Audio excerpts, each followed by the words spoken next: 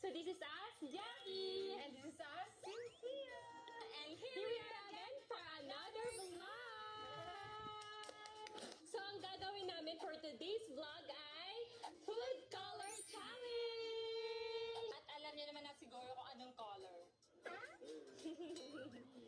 So ngayon guys, ang food color namin is color green. So di ba nag-promise kami sa inyo na every month gagawa kami ng mga food color challenge. So uubusin namin yung mga colors. And ngayon ang napili namin is color green.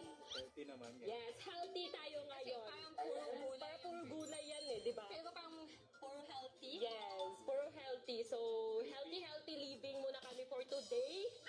So, sino yung hindi ko kain ng gulay? Ay, kumakain naman ako, walang problema sa gulay. Kumakain ka ng gulay. Kumakain din naman. Kumakain kami lahat. Anong gulay ang kaya mo ng green? Wala. Wala? Ikaw meron. Alam ko kay Bobby okra, no? So for today, mag-okra tayo. Favorite namin yung okra. Favorite namin yun. Ako, ang palaya din. Ayoko na ang palaya. Sa lahat ng green, yun yung pinakaayaw ko. Yung okra? Bakit? Masarap yun eh.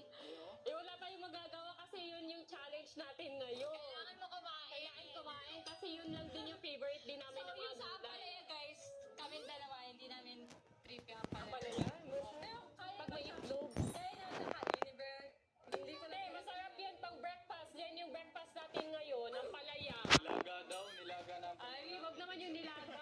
Hindi na talaga nakain siya kahit may Ah. itlog.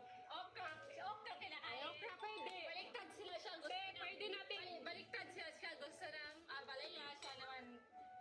Guys, alam ko na kung ano yung ano natin ngayon. Ito na lang, ang breakfast na lang natin ngayon is ang palaya na may itlog. Pwede natin lagyan ng egg. Tapos, okra na Prito. yung ano, yes, yung prito. Kinakain